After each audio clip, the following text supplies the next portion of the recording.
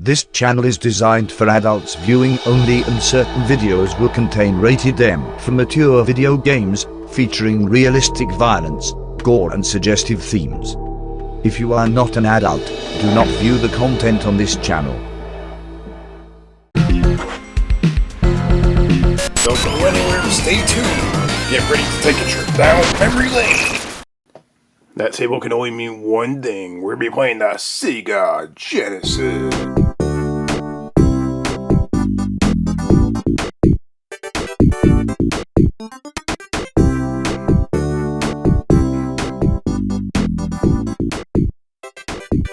On today's episode of Memory Lane, we have something right here that's crazy. What the hell is this? We have Starfox on the Sega Genesis. What the hell? How's this even possible? You have Starfox technological demonstration. So this is like I'm guessing like a little demonstration of Starfox, a game that used special chips. I think it was the Super FX chip on the Super Nintendo to actually run on the Super Nintendo in 3D. Can the Sega Genesis do the same thing? Is the Super FX chip inside this cartridge? I don't know. Yeah, it looks like it's running on stock hardware. It's a standard cartridge. You got a standard Sega Genesis cartridge. It's a real, legitimate cartridge. But this is a homebrew game right here. Or a demonstration, that is. It's definitely a demonstration according to what it says down here. So yeah, look at the awesome label art. It's very, very similar to what you see on the Super Nintendo cartridge. And you have the Nintendo logo right here. And it's very, very clear, nice and glossy. So the person that made this rare homebrew cartridge did a really, really good job. Now you can usually find these on Etsy or eBay, places like that. These cartridges, this one in particular, is very, very hard to come by. I never seen this too often out in the wild.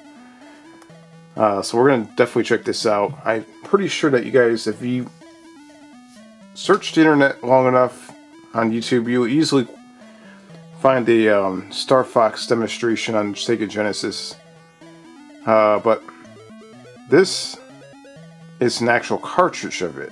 So this is it might be the same thing, but this isn't an actual cartridge of that demonstration. So we're going to definitely check that out. This is definitely a lot more rare than just the actual normal demonstration, the ROM file itself. This is the actual real cartridge. So let's head over to the Sega Genesis and let's see if the Sega Genesis can actually power Starfox on stock hardware. Let's go check this out. This is going to be really interesting.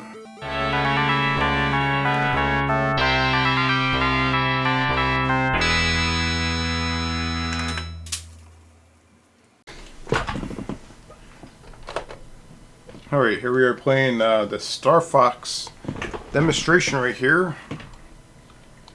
I have a 6-button controller, as you can see.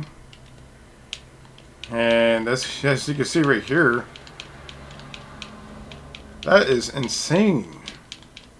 This is a 3D Starfox demo running on the Sega Genesis on real hardware with no modification at all. I mean, look at that. That is crazy. And look at the frame rate. The frame rate is actually picking up a little bit. I think we're getting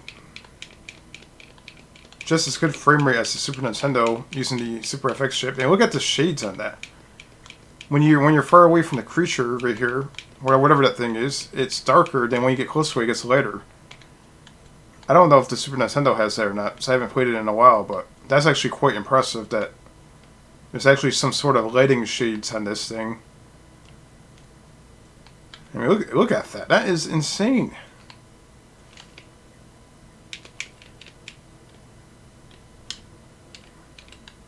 I'm very, very surprised that you can actually play this on the Sega Genesis. The Sega Genesis...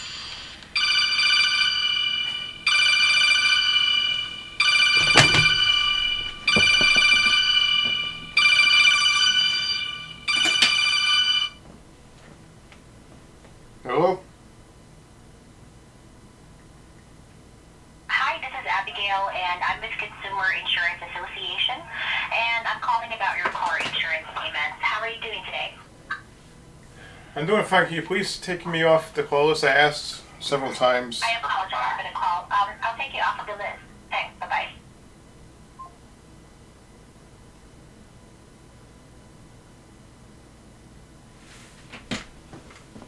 Oh my god.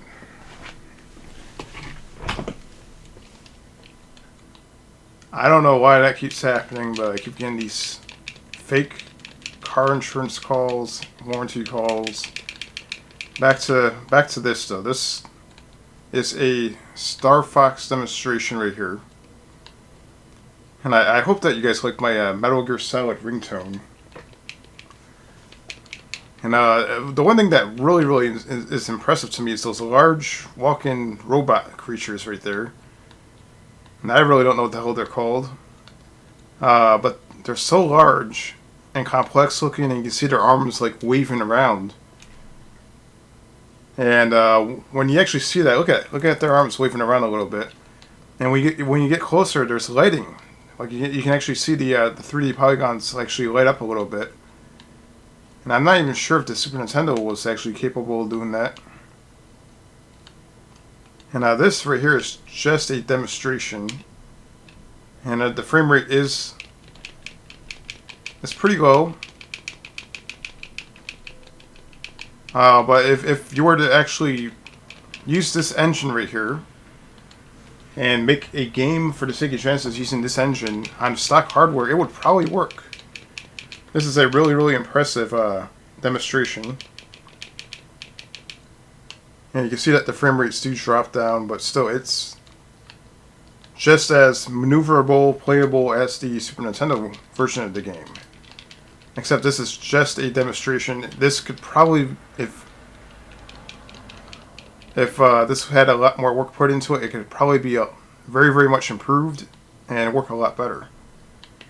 Now the from what I gather from reading information on this, I think that the person that started experimenting with this and actually created this quit doing it. And I'm not sure exactly what this deal is with that. Maybe they didn't want to get in trouble from Nintendo, but I would strongly encourage that person to continue working on this, but forget about making a Starfox game, but make your own game using this engine on the Sega Genesis, if you can. Like, this is actually quite impressive, and you did a really good job. And, yeah, this is really awesome. You can find, let's see if we can find some buildings right here. Yeah, oh yeah. You can fly through the buildings. So everything is not quite programmed on this. Unfortunately, this is, just a tech demo, but this is so impressive, it's crazy. Even the rings, when the rings are far away, you can see that they're dark, and when you get close to them, they actually light up. Look at that, the rings are dark, and when you get close, they have shades of lighting on it. I don't know how the hell that's possible on the Sega Genesis, but that is really interesting. And you can shoot pushing the A button right here. I would like to see like an Afterburner game made on the Sega Genesis using this engine right here. Like an Afterburner game, that would be really cool. Or maybe a homebrew Panzer Dragoon game on the Sega Genesis using this engine. That'd be really awesome. So look at this, or a Space Harrier game. Let's fly around. Oh my god, look at this. This is crazy. So yeah, that's pretty much all there is to it. There's not a whole lot to this. It loops over and over again, but the whole point is that this is literally running on the Sega Genesis stock hardware. No Super FX chip, nothing crazy, nothing fancy. And it runs 3D polygons, identical like frame rates just about as the Super Nintendo on a Sega Genesis stock hardware. That is insane. who would ever think that the Sega Genesis could actually do that? I mean, this is crazy. I mean, later on, the Sega Genesis came out with the 32X for specifically for stuff like this.